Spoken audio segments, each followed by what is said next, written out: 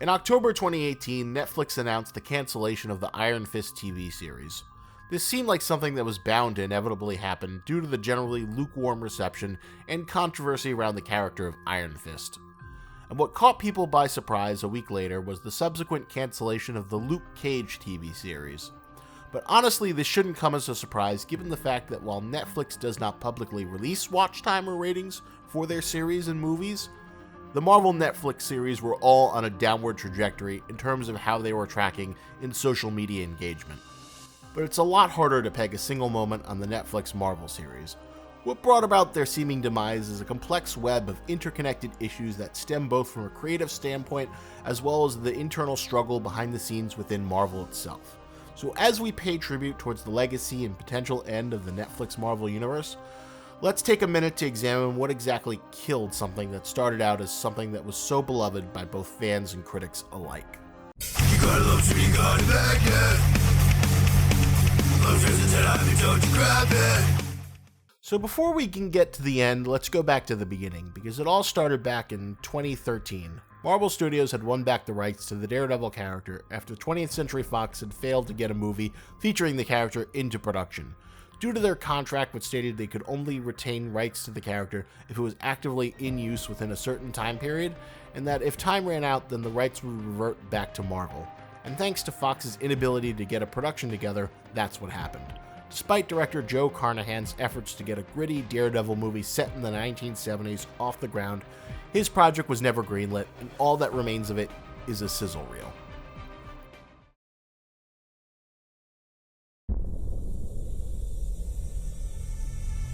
Can you dig it? Can you dig it? Can you dig it?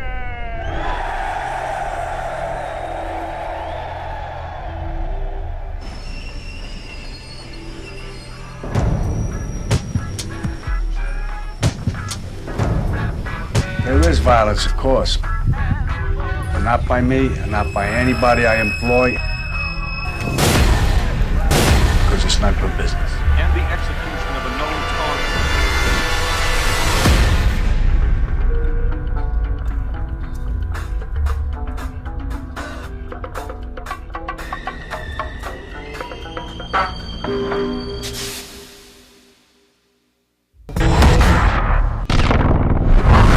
I want his house burnt to the ground. I want you to find this Nancy boy. I want his family dead. I want him dead.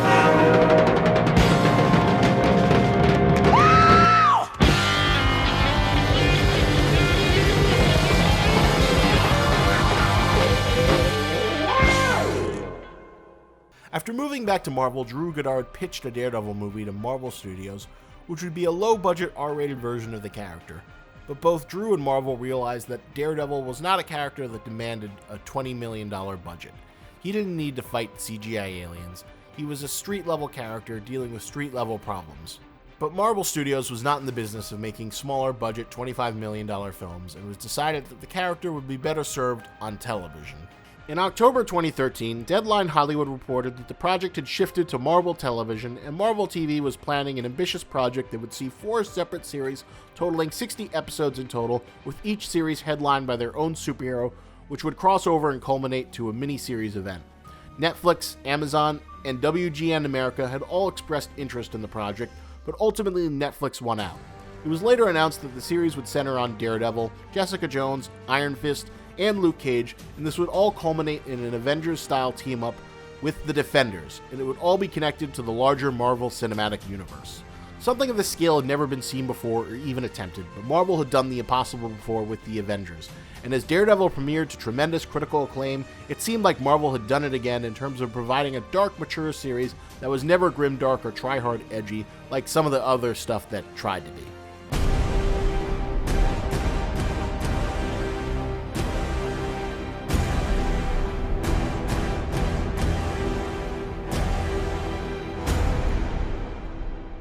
With all the critical acclaim, it felt like Marvel could do no wrong. With the movies, we could see all the big, expensive, epic stuff, and on these new series, we could see how people living day by day were affected when they lived in a world where Iron Man or Thor can be seen flying around in the distance. My favorite example of this is in Luke Cage, where Luke walks past a guy on the street trying to sell bootleg DVDs of superhero fights. It was a great idea, and only in the era we live in right now could something like this even be attempted. The idea that Iron Man could drop in and say hello to Daredevil, or maybe we could even see Daredevil pop into an Avengers movie, was something nerds could have only dreamed of back in the 90s. But here we are with it becoming a reality. But as much as people loved the first season of Daredevil, it became very apparent from an early stage that the 13-episode count was a bit longer than the series really needed, with each episode being nearly an hour. Even longer than the traditional 44 minutes seen on network television, there was a lot of space to fill, which inevitably, when there wasn't a cool hallway fight to show off, led to a great deal of repetition. Man who's tearing the city apart. This city? This city. This city. This city. The city. This city. The city. The city. This city. This city. This city. This city. This city. This city. This city. This city. He loved his city. His city. You're feeding off this city. We should never let good people get swallowed up by this city. I want to save this city. It's this city you just blew the hell out of. It is a city issue. The city will burn you in effigy. But the city was a part of me. Sweep the city. The city. Do you love this city? This city. This city. This city. This city. Even in the first season of Daredevil, you can see the seeds of creative stagnation that would come to later strangle the Netflix Marvel MCU. The fight scenes were great, but were far too infrequent. You get huge, long, repetitive bottled episodes, like when Daredevil would get injured, then spend nearly an entire episode getting patched up by Claire Temple, which would become a recurring trend where we'd see Claire come in to heal heroes in order to pad out the screen time. Moments where plot points could have reached a resolution would get dragged out for much longer than needed to pad out the episode count and fill the runtime. But people could forgive those faults because the Daredevil series seemed to do the impossible. It salvaged the character from the disastrous Ben Affleck movie and opened up a bloodier, more mature universe where superheroes were finally allowed to fuck. And all these issues could always be later addressed in future seasons, but they weren't. Each new series seemed to compound the problems of the previous. Jessica Jones was critically hailed for being so daring, not to say that it wasn't, considering how it managed to tackle very dark subject matter, including rape, sexual assault, PTSD, and coping with trauma, but Christian Ritter only really had two notes when playing the character: acting bitchy and cynical, but also caring about other people, then, after things fall apart, going back to acting even bitchier and more cynical. But the series was carried and saved due to an amazing performance by David Tennant as Kilgrave, who effectively carried the whole thing despite its chaotic plot that went all over the place. What was once vibrant and exciting becomes dull and repetitive as each new series seemed to compound these core flaws and exacerbate them. Academy Award-winning actor Mahershala Ali gives a great performance as Cottonmouth, but the script gives us no reason to take him seriously as a villain, given the fact that his big weapon steal is thwarted by a couple of street thugs who steal his money in the very first episode of Luke Cage. It paints him as incompetent, compared to the Kingpin, where a goon was so afraid of him he'd rather gouge out his eye out than face his potential punishment.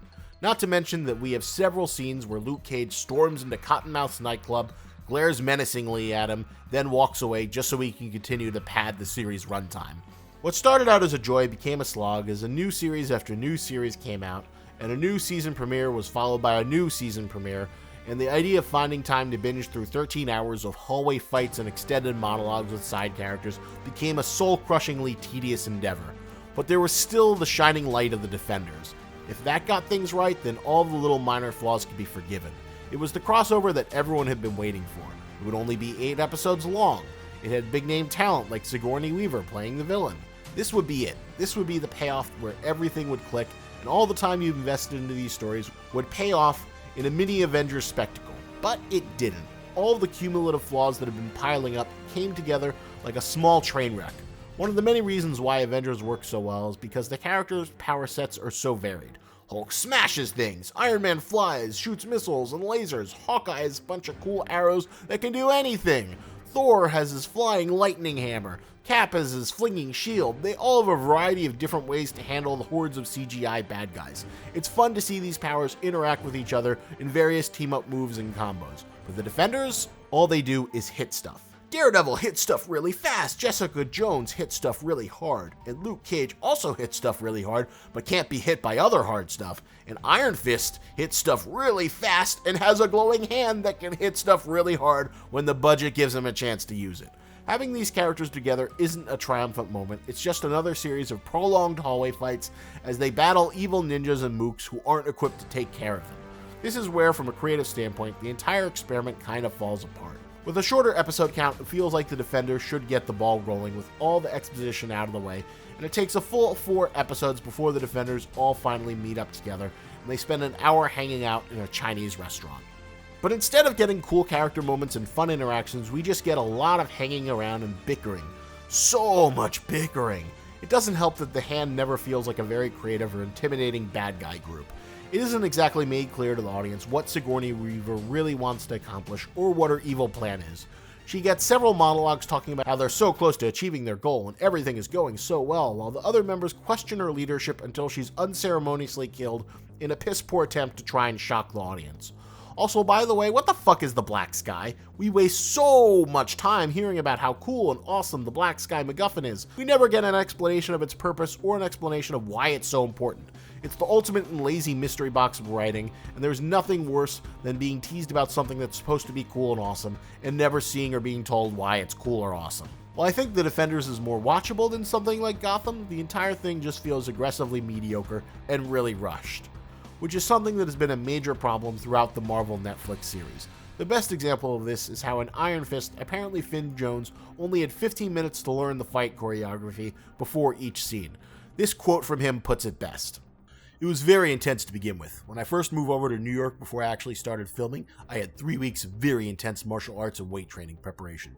But then, unfortunately, once the show started, the filming schedule was just so tight. I was working 14 hours every day, 6 days a week, days into nights, nights into days, and actually my schedule didn't allow me to continue training as much as I really hoped. So really, on my off days, I only had Sunday and half a day on Saturday off. I'd be in the gym, trying to keep up, trying to be flexible, learning martial arts, but really, I was learning the fight scenes 15 minutes before we actually shot them, because the schedule was just so tight. So 15 minutes before the stunt director would walk me through the choreography, and I just jumped straight into it. It was really baptism of fire. And I just learned on the job. I've been doing it for 12 months now.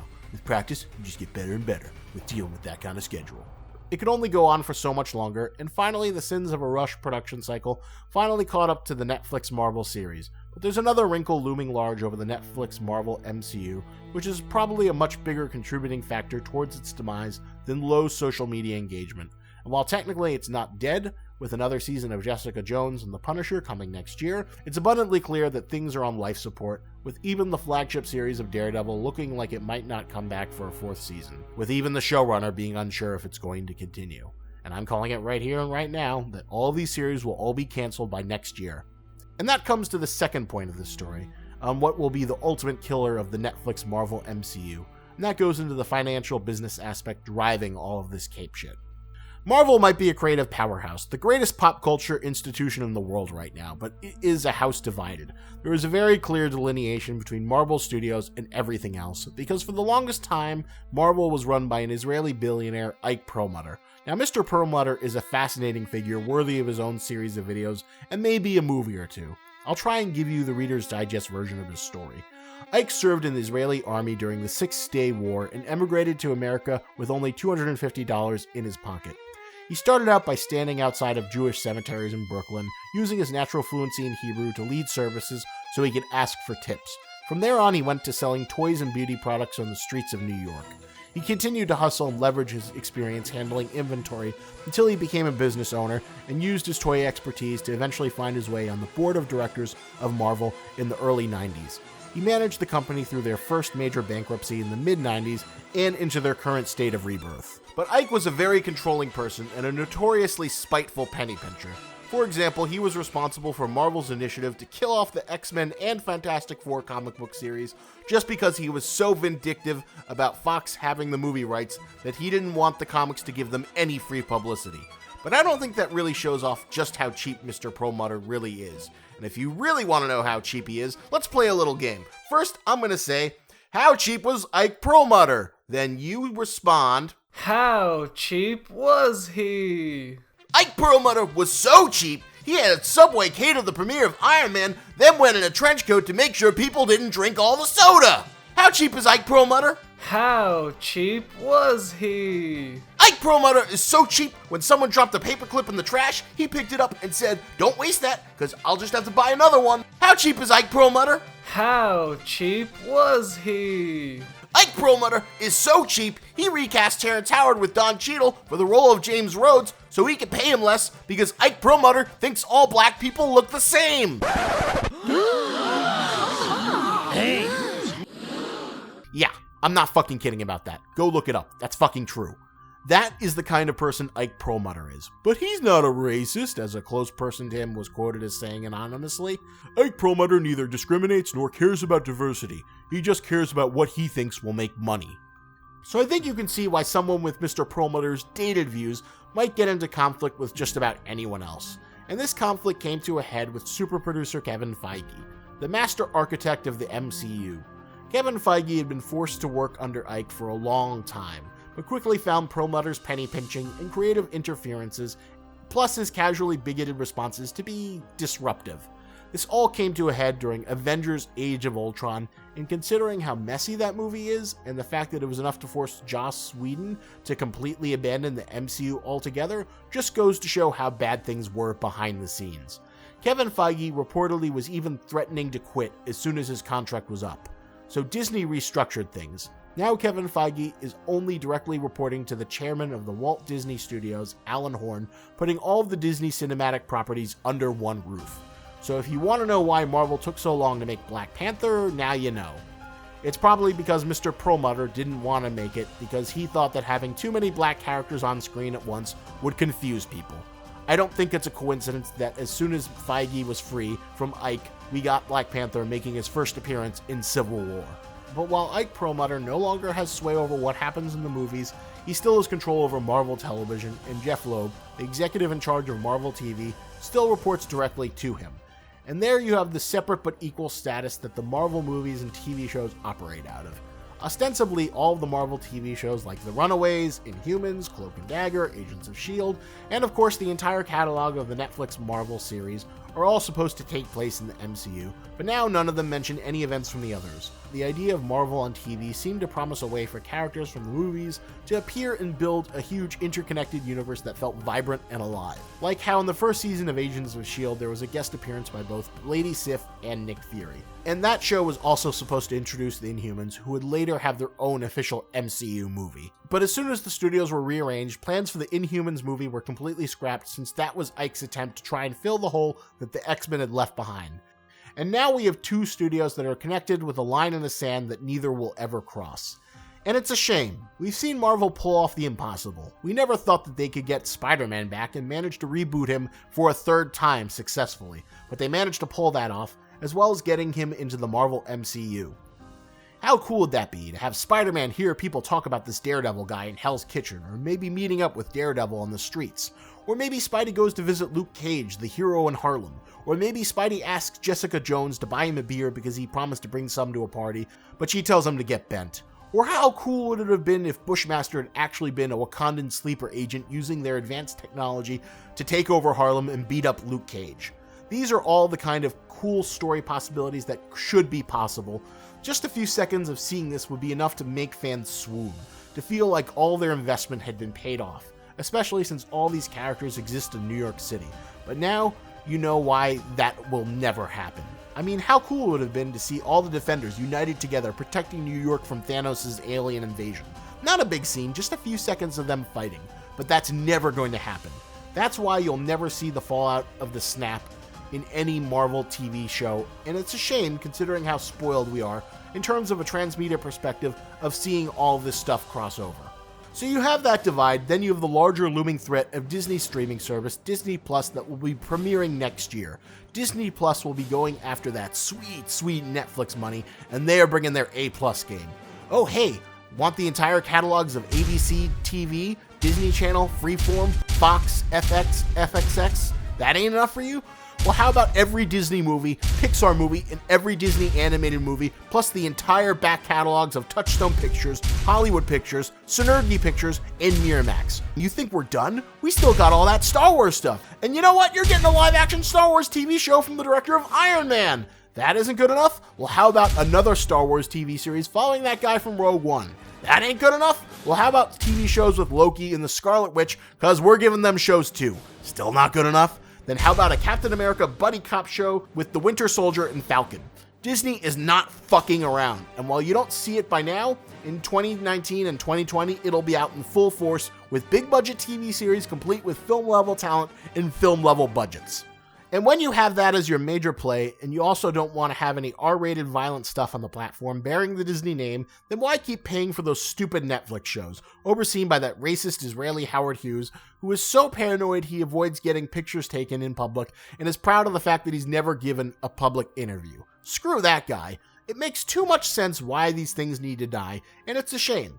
I'd love to see these characters somehow survive and find a new form, but it's ultimately where the dream fails and falls. Technically, at the time of this writing, the Netflix Marvel Universe isn't dead yet. There are still shows to be aired, but I'd be very surprised if any of them get more seasons after what's already been produced is finished. There just simply isn't any need for these things to go on. They've reached a dead end, both creatively and financially, so things must come to their natural conclusion. Which is a shame, because even if the social media metrics were down, people still generally like the Netflix Marvel series. It was nice to have a more violent alternative than the safe, bloodless PG-13 movies where all the superheroes were allowed to finally fuck. But now you know why the writing was always on the wall. All hail our new supreme overlords, and buy Disney stock while you still can, because that shit is going to go bananas once the metaphorical media battle station of Disney Plus is fully operational. But to add a silver lining, Marvel has done the impossible before. They got Spider-Man back, so maybe it's possible that Kevin Feige can use the Thanos snap as a way to soft reboot Daredevil, Jessica Jones, Luke Cage, and Iron Fist, then reintroduce them in a PG-13 context on Disney Plus to take them away from the evil clutches of Ike Perlmutter. Hey, it could happen. Hey, it can happen! Hey guys, thanks for watching the video. Algorithms! Math! Oh god, I hear this voice in the back of my head that's telling me there's this stuff I need to ask you for in order to succeed. Oh god, fine.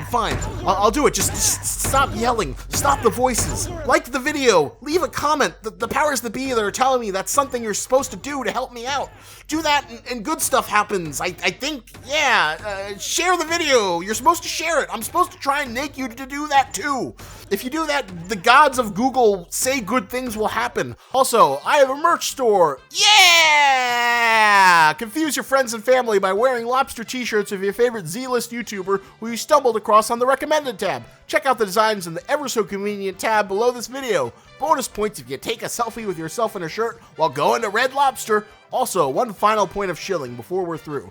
I've now put all of the chapters of my critically underread comic Shonen King in Kindle Select, which means if you have an Amazon Prime account, you can go read it for free by downloading it to your Kindle app, and I get money. So do that. Borrow your mom's password. Go there and flip through, and you can come back and tell me how much I suck. Everyone wins. I get paid. You shouldn't have to spend money.